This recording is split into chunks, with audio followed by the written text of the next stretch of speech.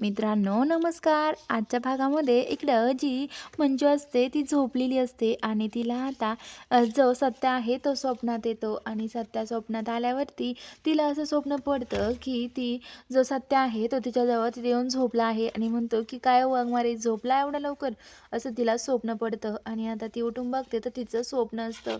तर आता जी मंजू आहे ती म्हणते सत्या माझ्या स्वप्नात येतोय पण माझ्यासमोर का येत नाही तू, असं म्हणते.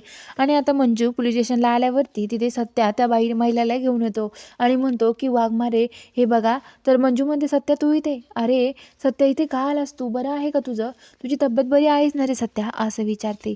सत्या म्हणतो हो वाघमारे माझं बरं आहे, पण मी केस मागं घेण्यासाठी इथे आलो आहे. मला केस मागं घ्यायची आहे, मला आता नाही टाकायची केस.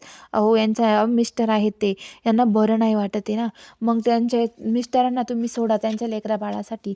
तर आता मंजू म्हणते की अहो तुमच्यावरती खुनाचा हल्ला झाला आहे त्या माणसावरती, कसं काय सोडायचं सत्या आम्ही त्यांना.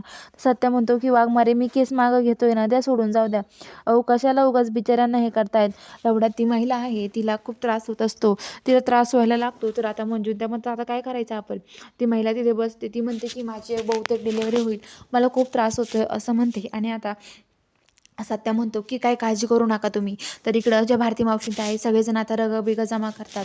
रगं जमा केल्यावरती आता सगळेजण कडाने रगं धरतात आणि इकडं जी मंजू आहे, मंजू तिथे थांबते आणि मंजू आणि सत्या दोघे मिळून त्या महिलेची डिलिव्हरी करतात. तर आता बघूया जो सत्य आहे तो सत्य आता म्हणत असतो की पुष्कर तुम्ही काळजी करू नका आम्ही आहोत ना, असं म्हणत असतो. आणि म्हणतो की थोडा धीर धरा, थोडा धीर धरा असं म्हणत असतो. तर इकडं जी मंजू आहे ती म्हणत असते की हो हो शांत व्हा शांत व्हा. आणि आता मंजू आणि सत्या मिळून त्या महिलेची डिलिव्हरी करतात आणि एका गोंडस बाळ जन्माला येतं.